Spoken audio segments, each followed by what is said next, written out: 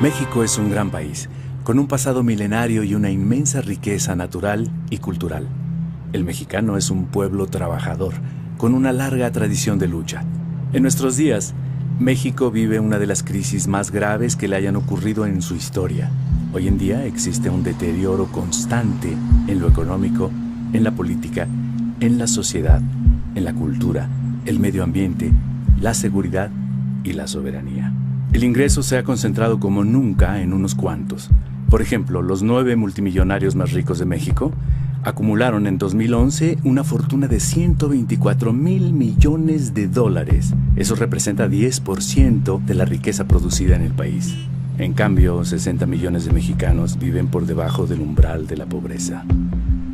El descontento social y la insatisfacción ciudadana crecen cada día. A México le urge un cambio. Millones de hombres y mujeres trabajan en la transformación del país y para lograr que los ciudadanos se organicen para tomar en sus manos el destino de la nación. Con una historia como la de México, es difícil creer que 30 familias sean más poderosas que 107 millones de mexicanos.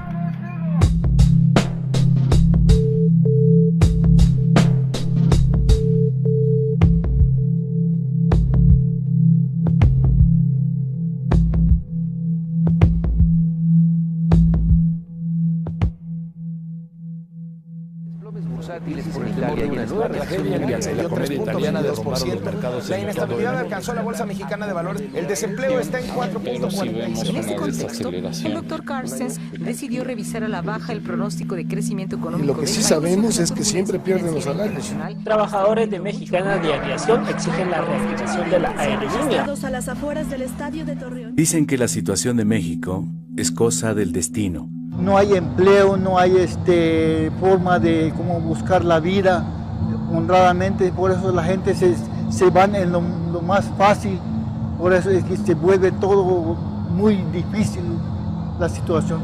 ¿Cuáles son las causas del actual desastre nacional? Hay muchas cosas que están mal en México, pero sin embargo todos no decimos nada. Ese es el principal problema, mientras no digamos nada, esto va a seguir igual. En lo que coincidimos casi todos los mexicanos es en el diagnóstico. México está en crisis y cayendo. A mucha gente no le gusta escuchar esto. Piensan que si ignoran lo que pasa, evitarán que les afecte. Pero es importante saber lo que ocurre para poder cambiar nuestra realidad. Ya cada día se tiene que prescindir de un producto para poder comer y cada día eso pues afecta a la salud, afecta también a la población en cuanto a la educación, o sea, un niño que tiene hambre, que va sin comer a la escuela, pues evidentemente no va a rendir lo mismo que un niño que está bien nutrido. Entonces no hay mejoramiento de la vida, cada día el nivel de vida es peor y las condiciones, pues como ya lo vieron aquí, no, como que no hay esperanza para el futuro.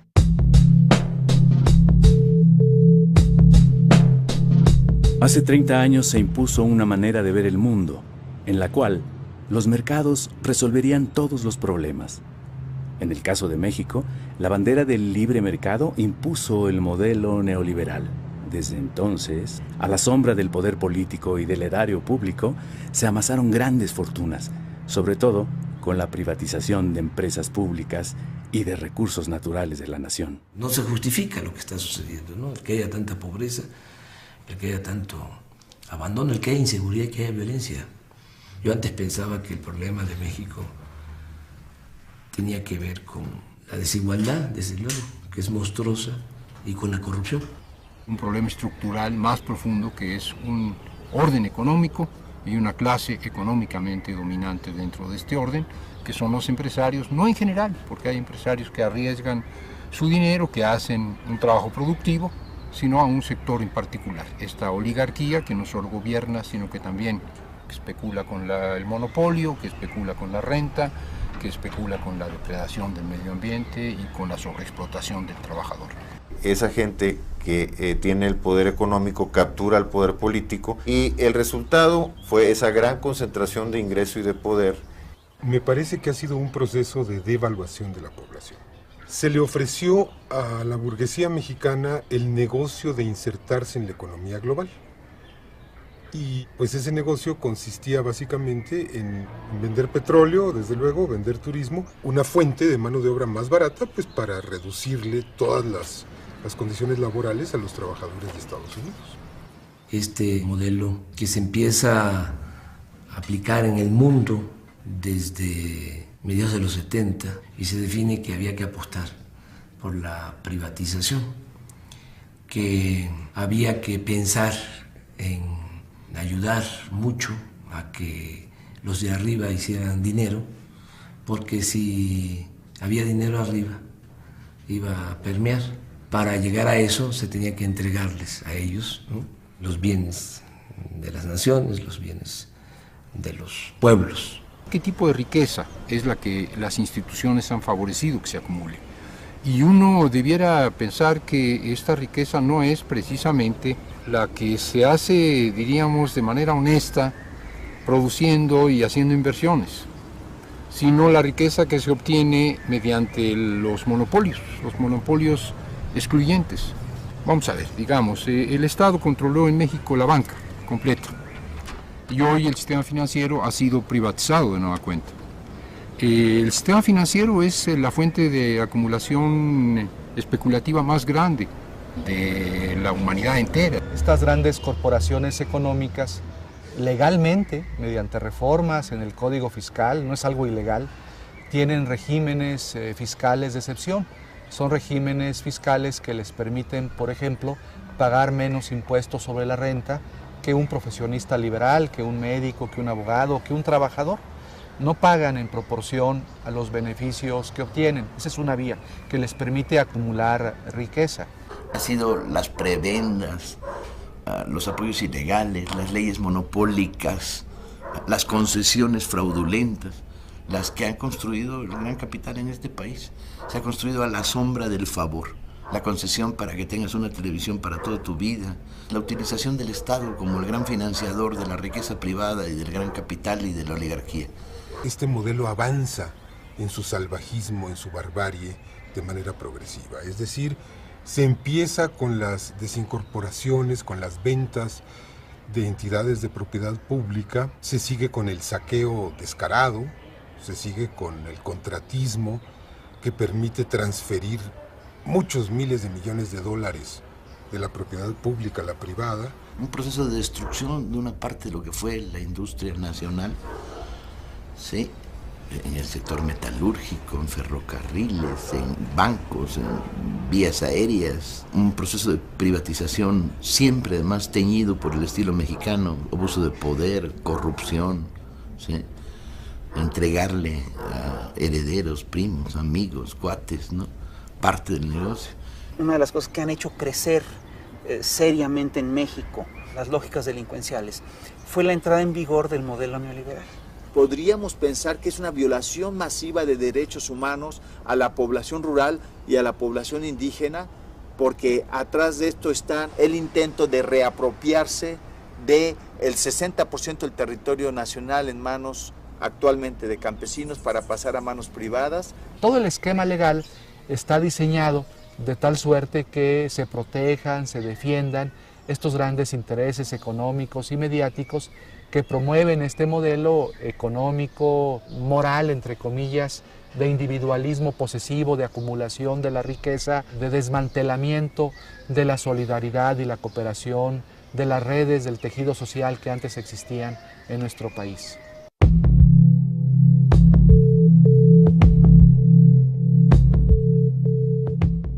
Salinas llega a la presidencia, sabemos en qué condiciones, y empieza a modificar las leyes, la Constitución, y empiezan a entregar bienes de la nación, bienes del pueblo, a particulares, nacionales y extranjeros. Salinas impuso la agenda neoliberal, creó un grupo compacto con los beneficiarios del remate de los bienes públicos, quienes le ayudaron, económica y políticamente, a crear un poder transeccional. Vendieron Teléfonos de México, una empresa pública que tenía un gran potencial, que nos dijeron que estaba en quiebra y que resulta que un empresario lo compró por migajas y que utilizando la tecnología de Teléfonos de México de pronto se volvió el hombre más rico del mundo. La gente más cercana a Salinas fue la que se queda con empresas públicas, con bancos, se quedan con las reservas mineras de la nación. El presidente Salinas remató 18 bancos en 13 meses.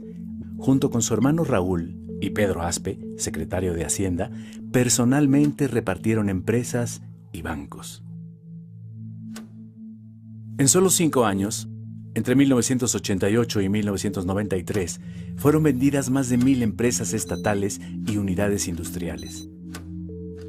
Nosotros privatizamos los bancos, la compañía telefónica, las líneas aéreas, la siderurgia, las minas. Estamos ahora procediendo a privatizar los puertos, los aeropuertos. Salinas dio por terminado el reparto agrario. Promulgó la reforma al artículo 27 constitucional aprobada por el Congreso que legalizó la venta de tierras ejidales y comunales. Modificó la ley minera y desincorporó reservas nacionales. Autorizó concesiones a particulares nacionales y extranjeros para explotar las riquezas mineras de México. Y, por si no fuera suficiente, derogó el impuesto a la extracción. Se llevan todo y no dejan nada. Hay un dato que es revelador de lo que significó este saqueo. En 1988, en la revista Forbes, que es la revista especializada en finanzas, donde aparece la lista de los hombres más ricos del mundo, solo aparecía en esa lista una familia mexicana, los Garzazad. Y al final del sexenio de Salinas, la revista Forbes de 1994 da a conocer que ya hay 24 multimillonarios mexicanos que ya están en la lista de los hombres más ricos del mundo. En su conjunto acumulan alrededor de 48,000 millones de dólares. O sea, este es un dato, ¿no?, importante, porque refleja con claridad de cuánto fue el traslado de dominio de bienes de la nación, de bienes del pueblo, a particulares.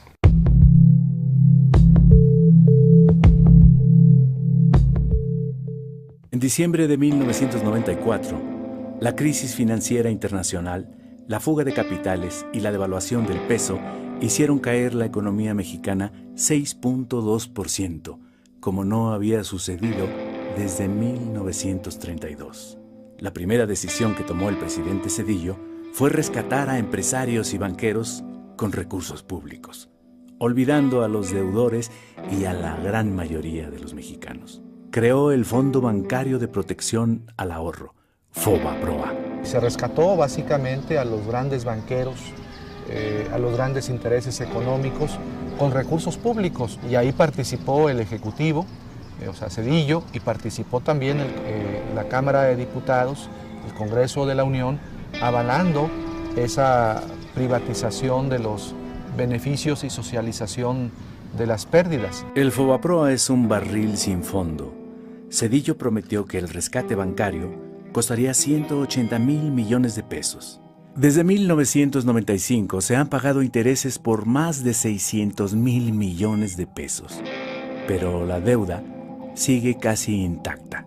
En 2010, el Instituto para el Ahorro Bancario tenía un adeudo de 1.300.000 millones de pesos. Este monto, se estima, solo podrá ser cubierto hasta dentro de 70 años. ¡Qué cosa más jodida! Todavía estamos pagando y estaremos pagando por décadas y décadas la presunta salvación, el FOBAPROA, y finalmente los bancos ni siquiera están ganando dinero prestando, ni siquiera están ganando dinero apoyando a los que invierten, están ganando dinero simplemente porque el gobierno les está pagando los intereses de una deuda que no está amortizando. Esto es especulación. Ya sin deudas, los banqueros rescatados vendieron sus bancos a corporaciones extranjeras, obteniendo enormes utilidades. El rescate carretero pues es otro ejemplo, en donde también las empresas que habían participado en las licitaciones para construir carreteras son empresas que tienen números rojos, que no son solventes, y el Estado tiene que, de nuevo, con recursos públicos, salvar a esas empresas pues para que no lleguen a la bancarrota. O los ingenios azucareros también es otro ejemplo cómo se dio este proceso para salvar intereses económicos privados con recursos públicos. El gobierno de Zedillo terminó con 150 años de historia y regaló más de 24,000 kilómetros de vías de hierro. Zedillo se hace cargo de entregar los ferrocarriles a 4 empresas, sobre todo extranjeras. Con total descaro, al terminar su gobierno, Zedillo se fue a trabajar al Consejo de Administración de Union Pacific. Y en 2009 se integró al Consejo de Administración de Citigroup, dueño de Banamex, banco que él mismo rescató. Su ejemplo ha sido seguido por otros funcionarios. Adrián Layuz, director de Pemex con Zedillo, es consejero de la petrolera transnacional Schlumberger. Pedro Aspe, secretario de Hacienda con Salinas, es miembro del Consejo de Administración de Televisa, y Francisco Gil Díaz, subsecretario de Hacienda con Salinas y secretario con Fox, hoy se desempeña como director de Telefónica.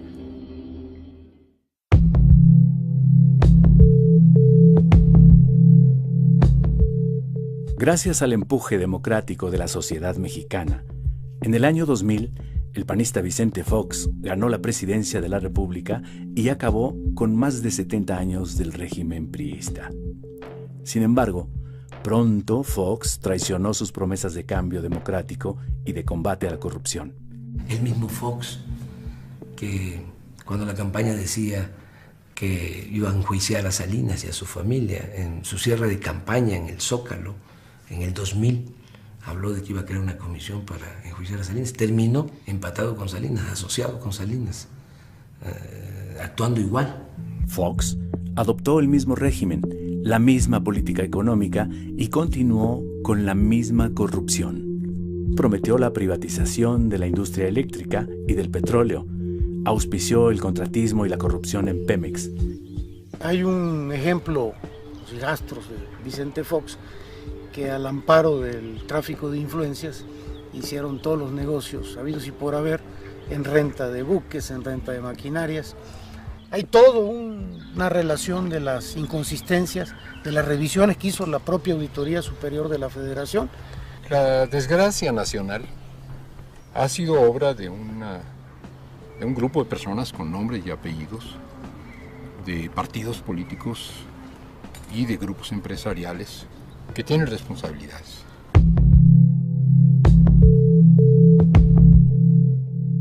La oligarquía mexicana se hizo tan poderosa que se colocó por encima de las instituciones. Ellos son los que mandan el poder legislativo, en el poder judicial, en el poder ejecutivo, y tienen el control, que es lo que más les apoya para imponerse, de los medios de comunicación. ¿Cómo se hace todo este acuerdo entre empresarios, políticos del PRI, del PAN, para mantener este esquema político, económico, de dominación? Estos empresarios pues pagan las campañas de los políticos afines, y una vez que estos políticos afines llegan a las cámaras del Congreso, a las gobernaturas o a la presidencia de la República, pues esos políticos responden a los intereses de estos empresarios que financiaron las campañas, sobre todo el apoyo de las televisoras. Por lo mismo, pues en México no se garantiza el derecho a la información. Ellos son los que deciden qué informan, qué no informan. Ellos administran la ignorancia en el país. La oligarquía ha construido toda una red de desinformación y es muy importante. No puedes hacer democracia sin información.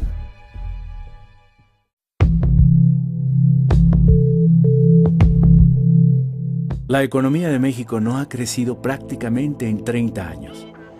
Se destruyó la planta productiva nacional y el campo, y se acabó con el estado de bienestar. Se olvidó que para que un país pueda crecer en forma sostenida, genere empleo, bienestar y condiciones que favorezcan la paz social, se requiere que el país produzca. El México rural ha quedado en la ruina.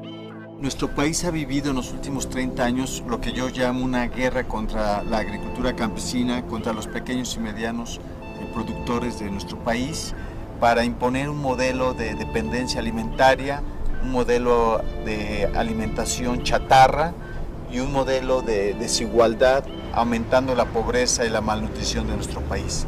Los tecnócratas redujeron los apoyos a los productores, eliminaron aranceles y permisos de importación, también la inversión pública destinada al sector agropecuario. Desmantelando la producción nacional, dándole la espalda a los campesinos mexicanos y generando una liberalización que solamente ha beneficiado a un puñado de grandes corporaciones agroalimentarias mexicanas y transnacionales. Los empresarios pequeños y medianos pues son los olvidados del sistema y sus intereses son sacrificados a los intereses de los grandes empresarios monopólicos que son los que controlan al gobierno. El sector energético nacional dejó de ser prioridad. Nos tardamos muchísimos años, décadas, en construir empresas mexicanas del Estado con una fuerza técnica muy importante, y en los últimos 20 años prácticamente lo han ido desmantelando poco a poco. A pesar de que constitucionalmente está prohibido, se permitió, digamos, entre comillas, la participación privada en la generación eléctrica. La industria petrolera nacional ha sido desmantelada. Todo se concentra en la venta de petróleo crudo al extranjero. México importa más de 40% de la gasolina que consume y 25% del gas que necesita. Eso provoca los altos precios en los energéticos que perjudican a los consumidores y productores. Las inversiones en Pemex no solo cada vez son de menor cuantía, sino que están mal dirigidas, con toda la intención no de producir más hidrocarburos, sino con la intención de hacer negocio con empresas particulares. A inicios de 2008 hay una iniciativa de Calderón de privatizar prácticamente todas las áreas del sector petrolero. Eso él le llamaba una reforma energética. Toda la cadena petrolera se quería privatizar. Viene un gran movimiento.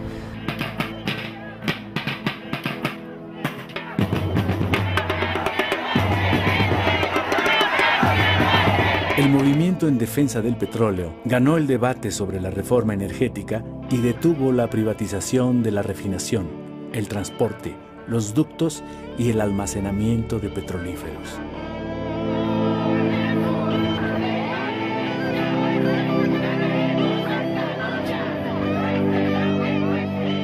Aunque hay que decir que las luchas logran parar, pero el intento privatizador por parte de Calderón sigue.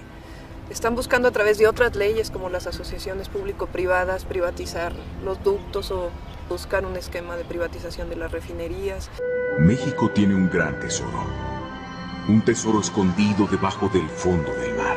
Todo el cuento era de que necesitábamos a las empresas porque tenían mucho conocimiento para explotar en las aguas profundas. Bueno, los primeros contratos que sacan son en tierra y además una parte de la ganancia de esas empresas va a estar vinculada a la producción del petróleo, cosa que está claramente prohibida en la ley. El 80% de los pozos de producción y exploratorios se dan en la región norte y el 20% restante en la región sur y en las dos marinas, cuando que es en estas tres regiones donde se produce el 90% de los hidrocarburos. En la región norte está la zona de Burgos, la zona de Chicontepec, que ha sido una zona que, sobre todo en los últimos años, se ha destinado para darle contratos multimillonarios a empresas norteamericanas y empresas españolas, como Repsol, como Schulenberg, como Halliburton. Las industrias petroleras extranjeras, aquellas que el general Lázaro Cárdenas les pagó a través de la expropiación petrolera para que salieran de México, aquellas que fue el pueblo de México quien salió a las calles para defender la industria petrolera nacional, pues a esas las estamos volviendo a contratar. El sector eléctrico mexicano pues está desmantelando y las fuentes que suministran para generar electricidad son importadas. Y las tarifas eléctricas están por los cielos, en parte pues para favorecer a unas cuantas empresas que ni siquiera nacionales son, porque la mayoría son españolas y estadounidenses. Quien hace estos arreglos, estos enjuagues con estas empresas para comprarles maquinaria y equipo, es el brazo derecho del que era en ese momento el director de la Comisión Federal de Electricidad, Elías Ayub, y le pagan con un Ferrari, le pagan con un yate, le dan miles o cientos de miles de dólares. Se descubre en Estados Unidos el acto de corrupción culpan y multan a las empresas que se prestaron a esto, Y en este país, en México, el grado de impunidad es extraordinario. La liquidación de Luz y Fuerza del Centro, ordenada por Calderón, dejó sin empleo a 44,000 electricistas y avanzó en la privatización de la industria eléctrica. Las empresas nacionales fueron, en la concepción de Cárdenas, el dinamo del desarrollo, era el motor que empujaba, que permitieron lanzar fuertes recursos para educación, salud, vivienda. En la lógica neoliberal es más eficiente lo privado que lo público, entre comillas. Es verdaderamente chistoso. ¿Por qué venden empresas si son rentables? Esta es la gran pregunta, ¿no? ¿Por qué no las hacen verdaderamente rentables y aprovechan sus ganancias para financiar el gasto público? No tiene ni lógica ni corazón. Ha sido un desastre.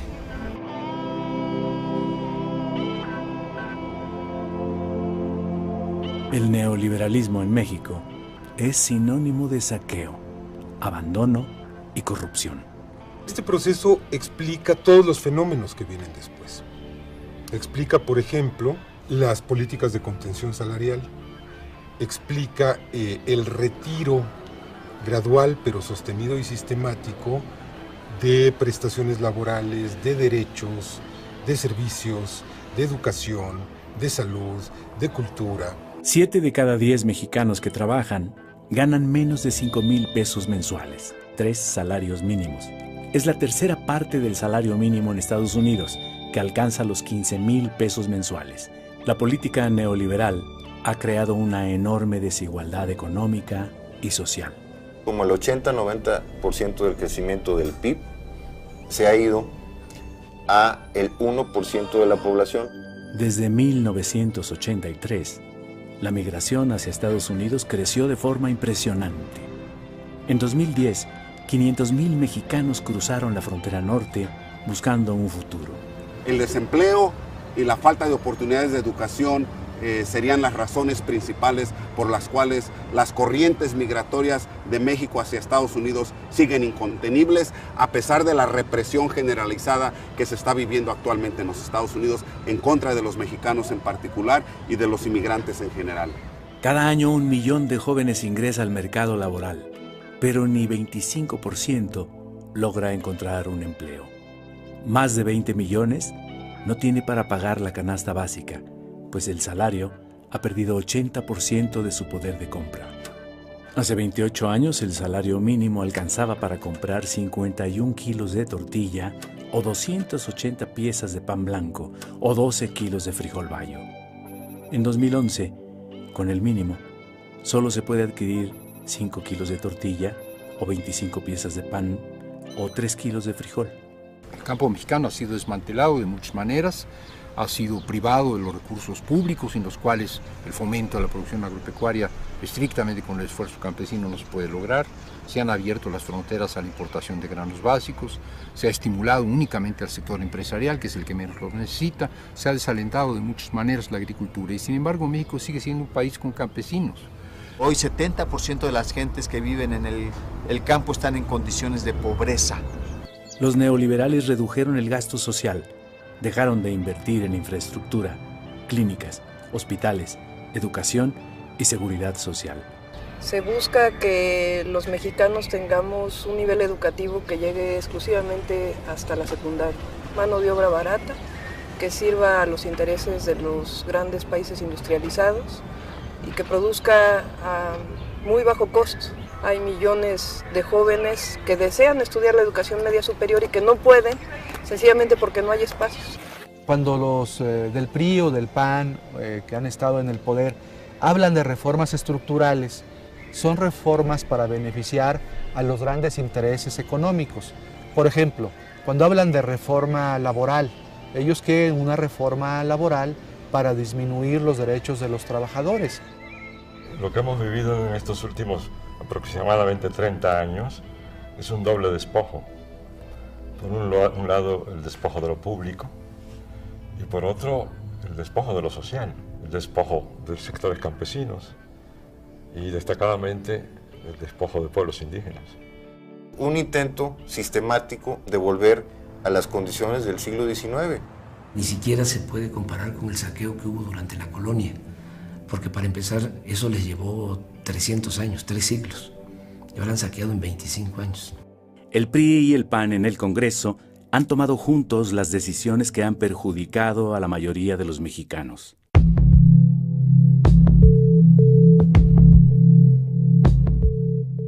De Salinas a la fecha han concesionado 52 millones de hectáreas. Estamos hablando del 26% del territorio nacional. Ni en la época de Porfirio Díaz las compañías deslindadoras llegaron a quedarse con tanto. Empresas fundamentalmente extranjeras y muy poquitas, pero muy poderosas empresas mexicanas, ¿no?, que están metidas en el negocio de la minería. La lucha de los campesinos y pobladores de San Luis Potosí en contra de Minera San Javier, que violando la ley insisten en despojar el territorio y el patrimonio histórico y cultural de la gente.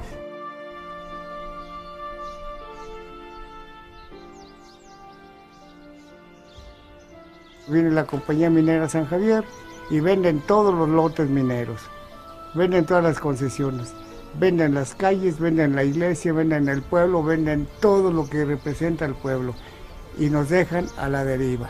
Formamos un grupo que en la actualidad se conoce como el FAO y ha llevado una lucha durante 15 años contra un proyecto minero que pues, todo el mundo conoce, el de Minera San Javier.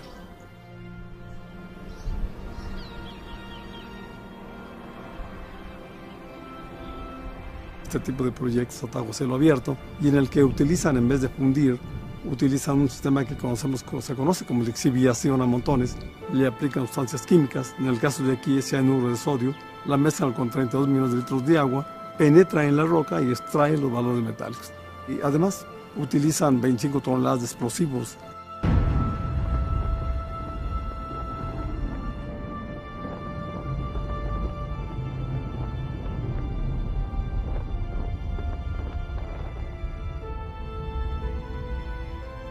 Ahí al fondo estuvo el Cerro de San Pedro, el cerro histórico que aparece en el escudo de armas de la ciudad de San Luis.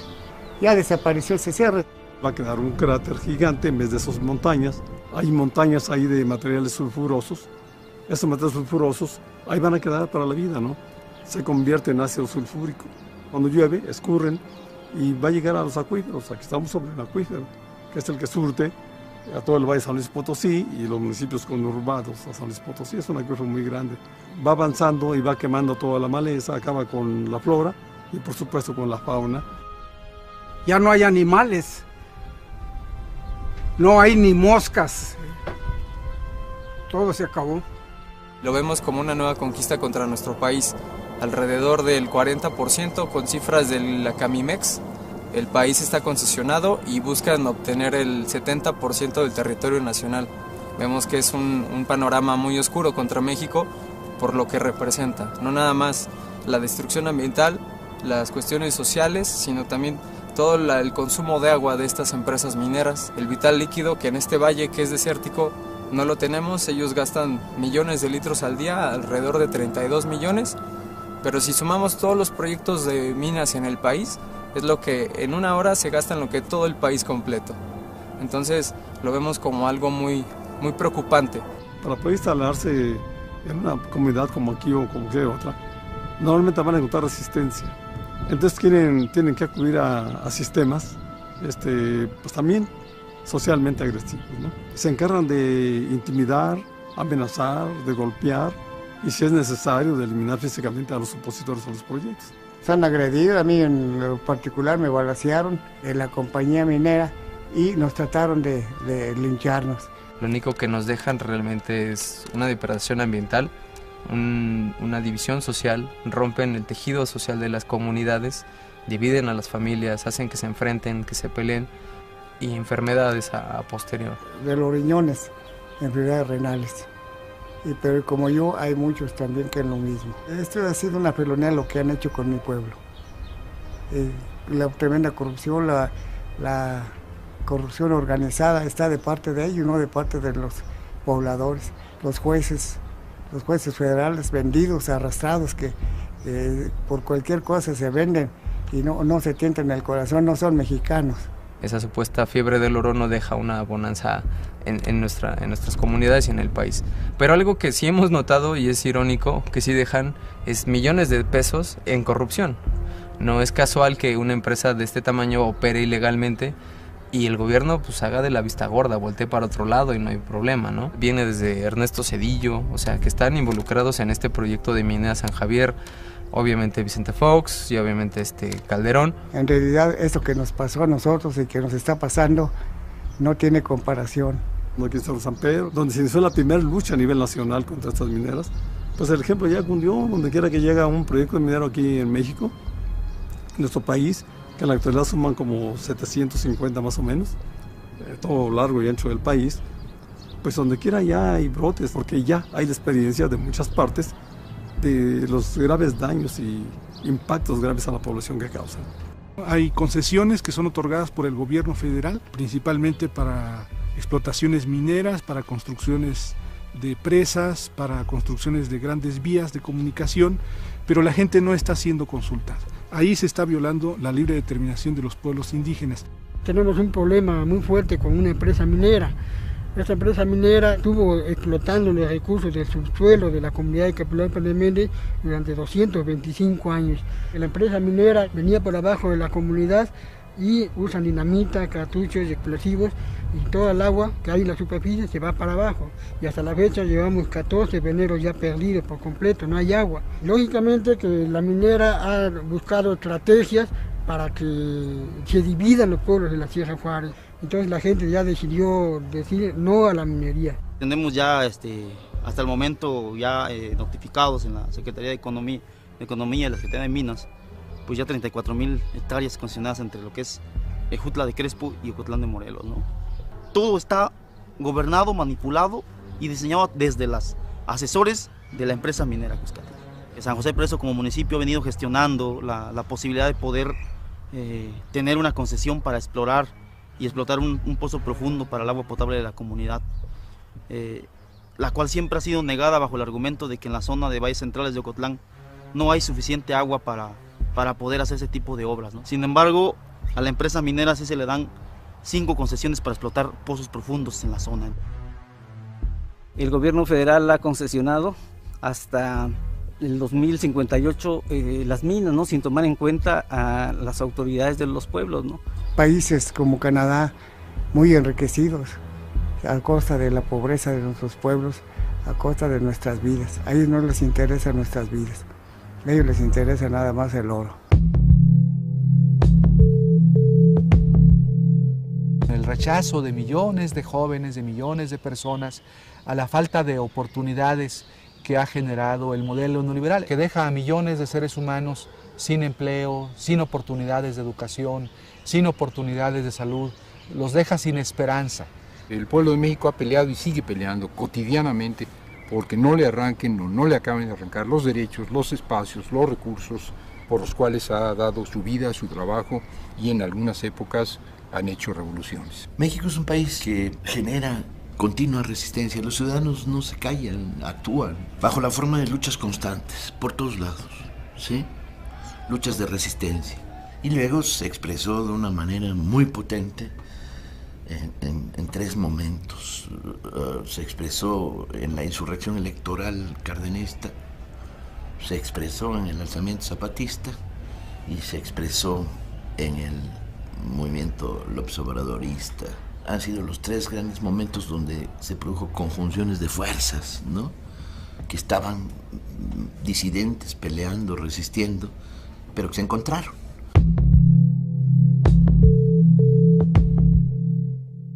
A principios de 2003, Fox permite el regreso de Carlos Salinas a México. Este reagrupa a empresarios, políticos y comunicadores que le debían favores. El objetivo principal de su estrategia fue evitar que Andrés Manuel López Obrador ganara las elecciones presidenciales de 2006. Las cúpulas empresariales financiaron la guerra sucia y la campaña de miedo contra López Obrador y el fraude electoral. Apostarle a algo distinto es retroceder. Defendamos lo que hemos logrado. Consejo Coordinador Empresarial. Está documentado que en las elecciones del 2006, Calderón negoció con diversos actores, empresarios, políticos, concretamente gobernadores. Manuel Espino declara en 2006 que 8 gobernadores pactaron con Calderón su apoyo. Entre esos 8 gobernadores está el de Puebla, Mario Marín, está el de Oaxaca, Ulises Ruiz, está el de Veracruz, Fidel Herrera, el de Sonora, Eduardo Burs, el de Nuevo León, González Parás, el de Tamaulipas, Hernández Flores, el de Durango.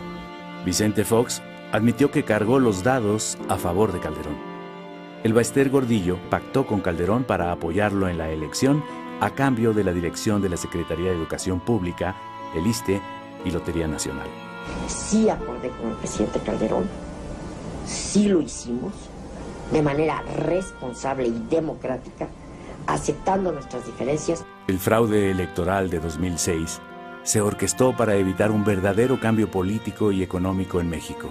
Las elecciones de 2006 no fueron certeras, no fueron libres, no fueron transparentes, no fueron creíbles, porque hubo una distorsión de la voluntad popular que se expresó de muchas maneras, no solo en la manipulación de los sufragios, sino desde mucho antes con la abierta participación del Ejecutivo Federal en la conformación de la candidatura de Felipe Calderón.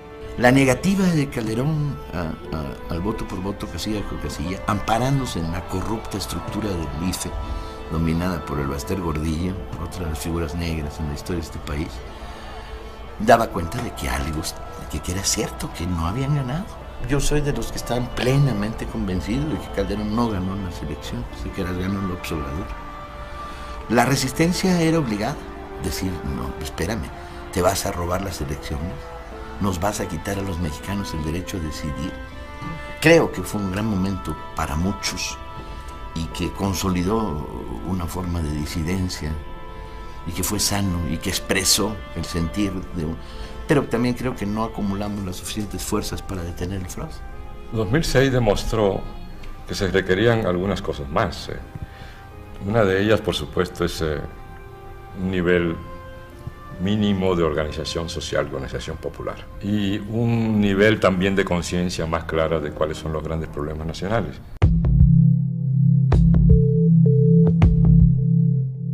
En enero de 2007, Andrés Manuel López Obrador emprendió un recorrido por todo el país, con el objetivo de mantener encendida la llama de la esperanza, recoger los sentimientos de la gente y convocar a la organización del pueblo.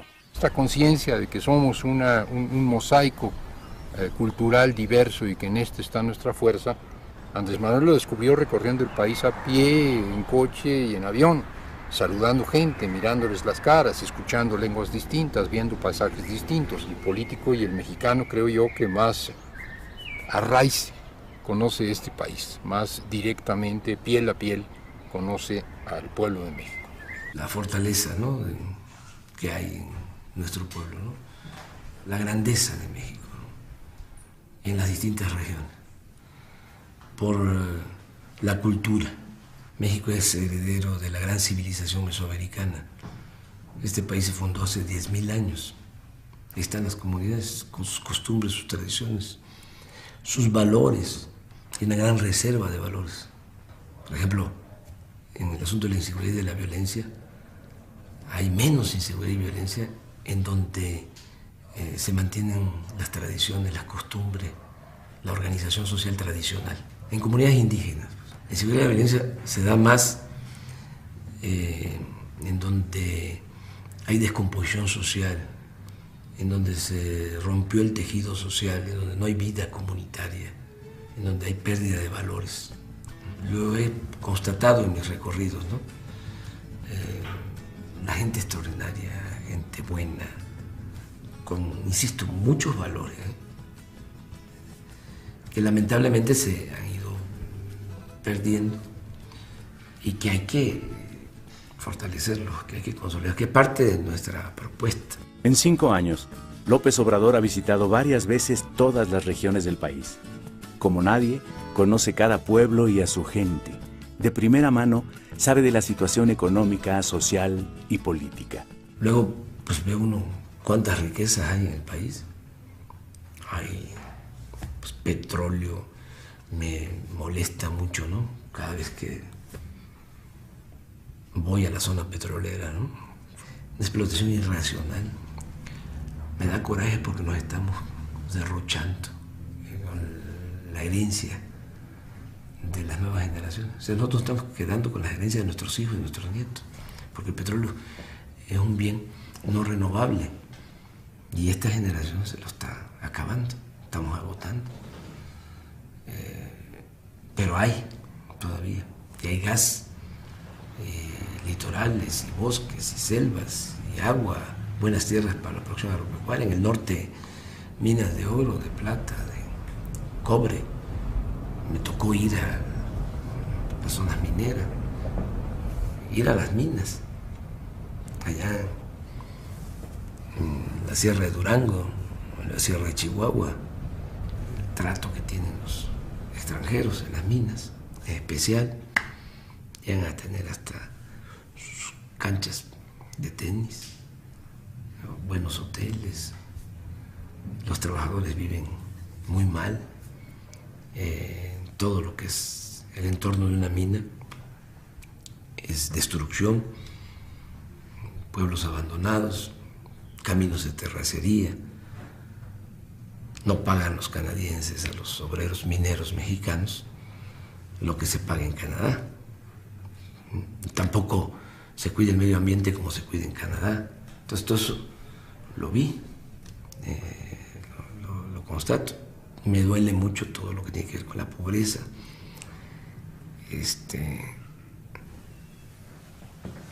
Mucha pobreza.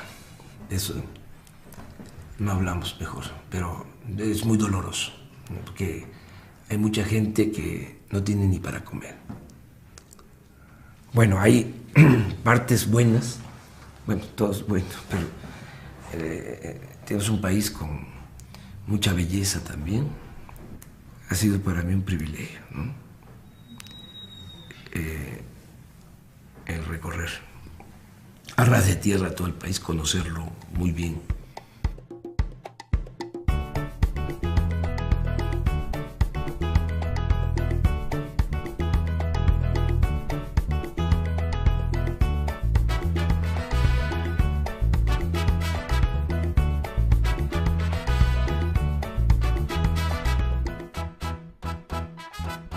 Entre julio y noviembre de 2009, López Obrador visitó los 418 municipios indígenas de usos y costumbres del estado de Oaxaca y viajó por sus 8 regiones: la Mixteca, la Cañada, el Papaloapan, la Sierra Norte, la Sierra Sur, la Costa, el Istmo y los valles centrales. En total, cubrió 25,000 kilómetros de caminos, la mayor parte de terracería. Andrés Manuel fue recibido con mucho gusto por la gente salía a la calle. En algunas comunidades en donde él no tenía programada la visita, pues la gente salió y tuvo que pararse en la caravana para que lo pudieran atender, ¿no? Entonces fue recibido con mucho gusto, levantó una gran expectativa y la gente se acuerda de él, ¿no? Él se encontró con un modelo de organización que no existe en muchos lugares del país. La gira por los pueblos, los municipios de usos y costumbres de Oaxaca, que le permitió, digamos, ver más de cerca y en conjunto cómo funciona este mundo indígena y cómo allí hay un conjunto de riquezas culturales, morales, intelectuales, de visión del mundo, de cosmovisión, que son elementos fundamentales que inspiran el tipo de nueva sociedad que hay que construir. Oaxaca profundo y el México profundo, pues es abajo la organización, ¿no?, de los pueblos que día a día luchan por salir adelante, día a día construyen un mundo de mejor. Desgraciadamente, con los cacicazgos que se han vivido, pues nada han podido hacer los pueblos, porque llegan y nos invaden, ¿no? Se llevan nuestros recursos naturales, vemos cómo talan nuestros bosques, ¿no? Sin embargo, poco a poco la gente ha despertado y ese México profundo empieza a despertar, ¿no? Desde el 95 a la fecha, digamos, en Oaxaca se pueden elegir a las autoridades municipales de las comunidades indígenas por un sistema que en la ley quedó denominado de usos y costumbres, ¿no? Son 418 municipios en el estado de Oaxaca. La asamblea nos elige a nosotros, ¿no? Y aquí en San Bartolo hay doble vuelta, se le puede llamar. Primero eligen una terna, luego una segunda terna, una tercera terna y viene la segunda vuelta de las 3 ternas ganadoras para competir quién es su representante, ¿no? Y eso nos hace fuertes a todos, ¿no? A todos los que ocupamos el cargo de presidentes municipales y bueno, el compromiso que hacemos ante el pueblo, ¿no? De mandar obedeciendo. La asamblea decide qué hacer con nuestros recursos, bosque, el agua, el medio ambiente. Entonces la participa toda la ciudadanía en la toma de decisiones de nuestra comunidad. Cuidando la naturaleza, cuidando el medio ambiente, cuidando eso que tenemos que es la comunidad, la unidad de la comunidad, ¿no? La comunalidad es la tierra comunal, que en la comunidad de Guelatao nadie es propietario de sus tierras, las podemos utilizar, pero no podemos decir que somos dueños y por lo tanto no las podemos vender. El propietario de la tierra es la comunidad en su conjunto. Otro elemento importante es el trabajo colectivo, ¿no? El trabajo que todos los ciudadanos de la comunidad aportan para que la comunidad pueda resolver los problemas más importantes que tenga. La mayor parte de las obras que ustedes ven aquí se han hecho por tequio, ¿no? Que es el trabajo desinteresado que otorga la comunidad. Los ciudadanos vamos y brindamos, limpiamos el mojo de agua, limpiamos los caminos, construimos las escuelas en su momento. Aquí hombres y mujeres trabajan, sí. Estamos acostumbrados, sí. Yo acostumbro a agarrar la coa, agarro herramienta. Sí, yo trabajo también como trabajan los hombres. Muy importante es la fiesta.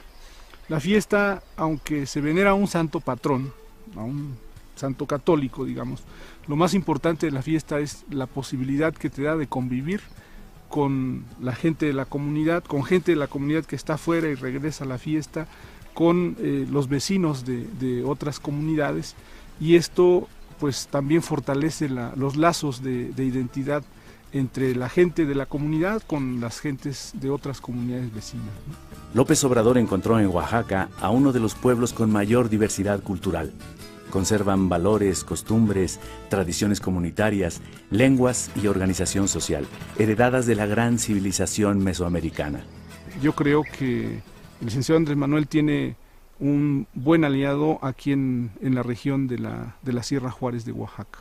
Y pues tenemos que seguir platicando con él para buscar cómo construir juntos este país.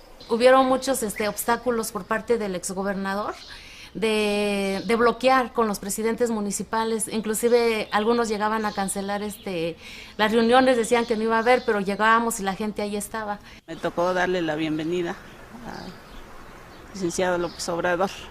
Vino mucha gente, trajo bastante gente. No fue ninguna carreada, todos vinieron por su voluntad. En esa ocasión que visitó los pueblos de la sierra, yo lo recibí en este pueblo de Santiago Jiacuí. La gente mayor se acercaba a él y lo abrazaban, las señoras le daban cosas de su región, ¿no? que pan, en el caso de Quiechapa, por ejemplo, ahí lo recibieron muy bien, así con pan, con mezcalito y eso, ¿no? Y así en todas las regiones era ese trato. Andrés Manuel convive con el pueblo, comparte con el pueblo el pan y la sal, lo vimos en los recorridos, no solamente por este municipio, estuvo más de 2 horas en este municipio, escuchó a la gente, preguntó qué pensaban del país y se comprometió también, ¿no? Él dice, yo no vengo a prometer, sino vengo a comprometerme, ¿no? Y el pueblo lo siente como uno más de ellos, ¿no? Y es comprometido con la gente. Tuvimos ahí el acercamiento de licenciado Andrés Manuel López Obrador cuando anduvo haciendo recorrido por el estado de Oaxaca, San José del Progreso. Un servidor de manera personal platicó con el licenciado, les pusimos la problemática, de la misma manera, pues preocupado también por la situación, pues nos hizo un llamado a la tolerancia y a buscar las alternativas pacíficas de lucha y de resistencia contra esta empresa minera. Esa vitalidad política que hoy se tiene en los pueblos indígenas se tiene que buscar cómo va a incidir, ¿no? en las otras esferas políticas de nuestro país para lograr una transformación que realmente beneficie al pueblo de México.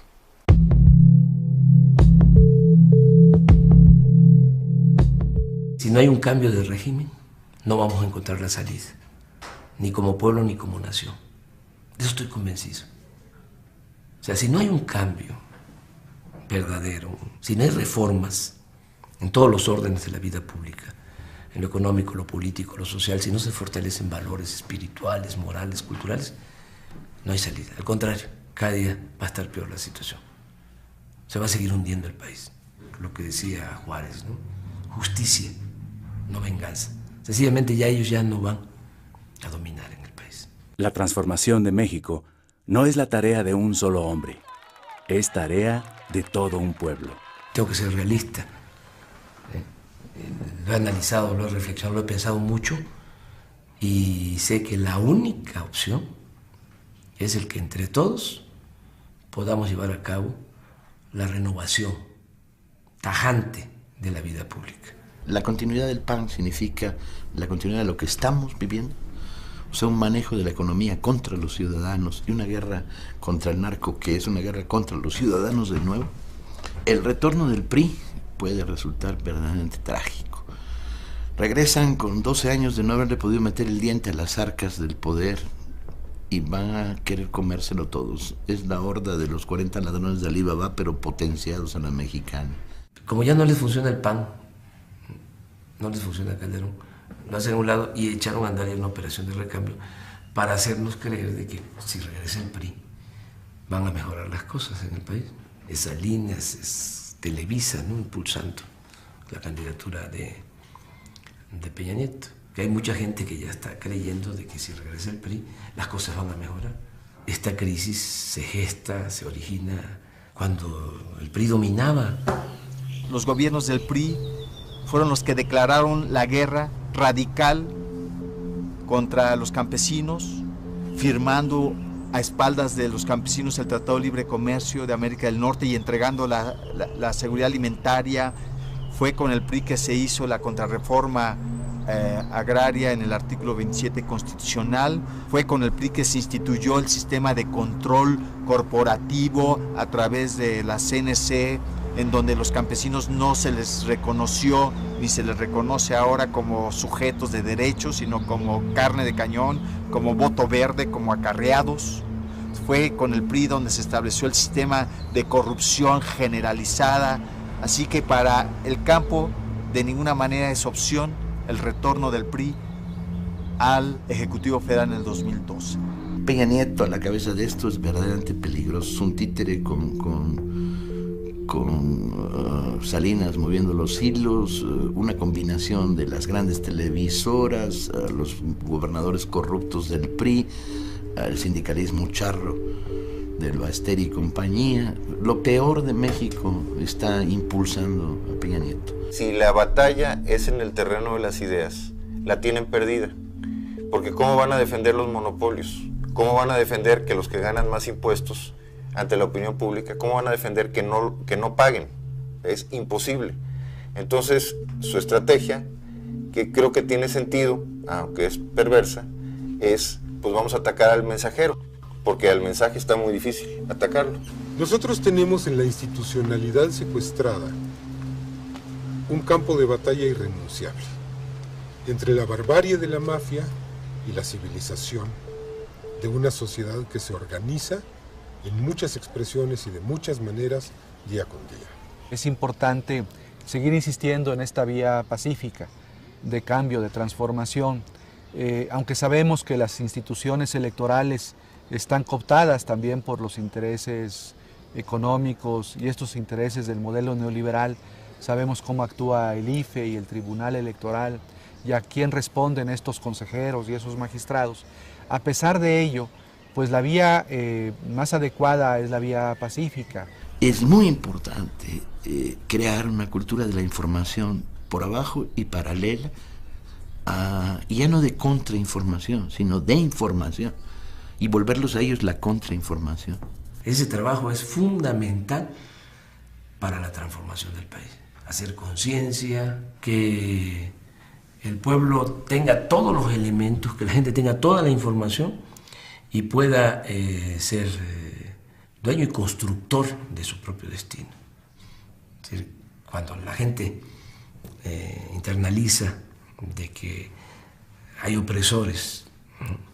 Y que debido a eso el pueblo no puede salir adelante como está sucediendo en el país, y sabe de que si se participa y si hay unidad de todos los que están en igualdad de circunstancias, es decir, todos los oprimidos, pues entonces se logra la liberación. Necesitamos cambiar el país, necesitamos proponernos objetivos grandes. No hay mexicano pequeño para los grandes objetivos que tenemos. Y estos objetivos vamos a hacerlos entre todos. Necesitamos organizarnos, por supuesto, para buscar, para exigir que cambie esta política de seguridad pública que ha implementado Calderón. Es una política genocida. Necesitamos reconstruir la economía con nuestras formas de trabajo y de organización. Necesitamos reconstruir la confianza, la confianza de unos con otros a través de restablecer los lazos solidarios. Yo creo que la mayor tarea en el cambio es que el cambio lo tenemos que hacer nosotros. En la circunstancia que se va a presentar en el 2012, lo que significa la elección presidencial, presentan condiciones muy favorables, que ahí logremos, ¿no? El cambio, el inicio de la transformación de México, ¿no? Que se le gane en buena lid, en el terreno pacífico, a la mafia del poder.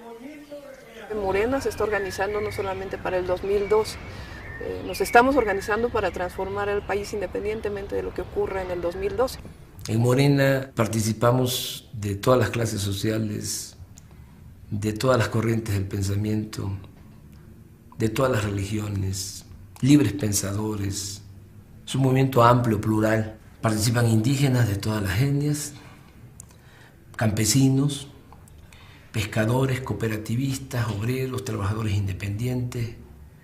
Participan maestros, estudiantes, profesionistas, integrantes de clases medias. Participan artesanos, artistas, intelectuales, comerciantes, empresarios, mujeres y hombres de buena voluntad. Yo tengo mucha confianza de que con Morena vamos a poder salvar al país, salvar a México.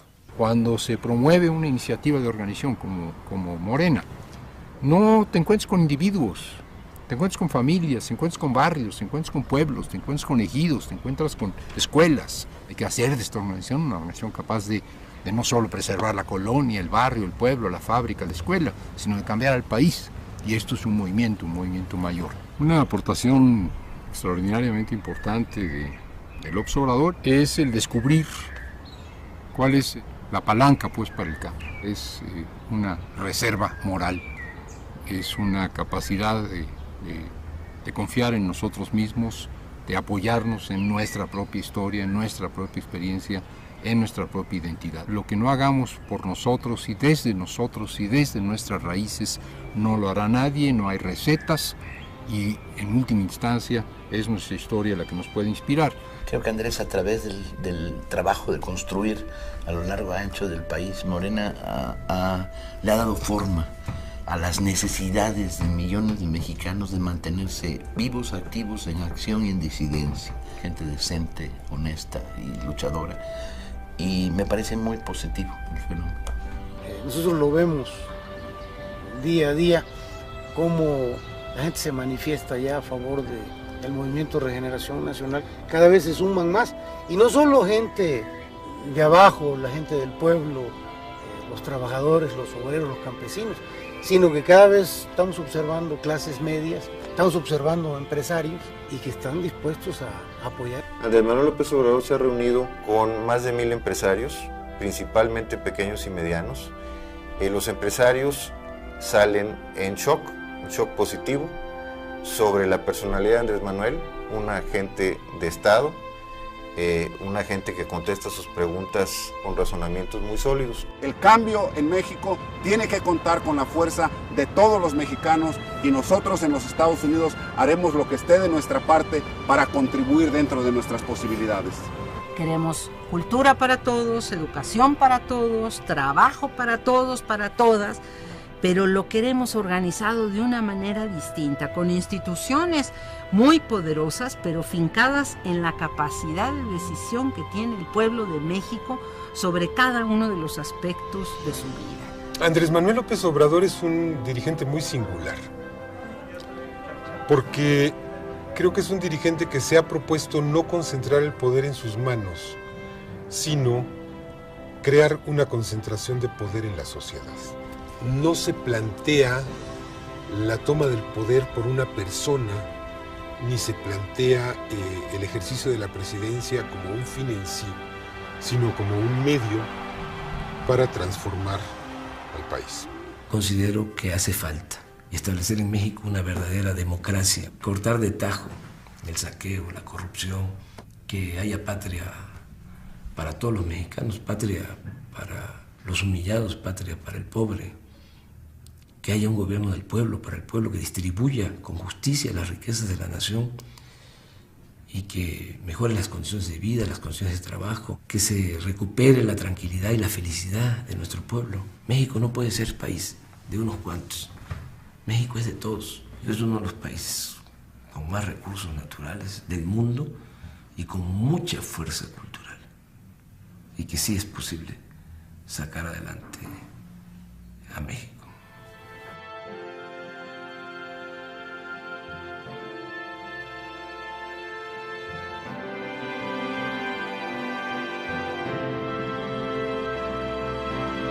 Confieso que soy un hombre de fe y convicciones, con errores y defectos, como todos los seres humanos. Nunca me ha interesado el dinero, pero sostengo que no todo el que tiene es malvado. Creo en la no violencia, en la libertad y en la tolerancia. Creo que el pueblo es dueño y conductor de su propio destino. Ustedes representan la conciencia honrada que se subleva ante la injusticia. Ustedes luchan por una nueva vida y trabajan por una patria nueva.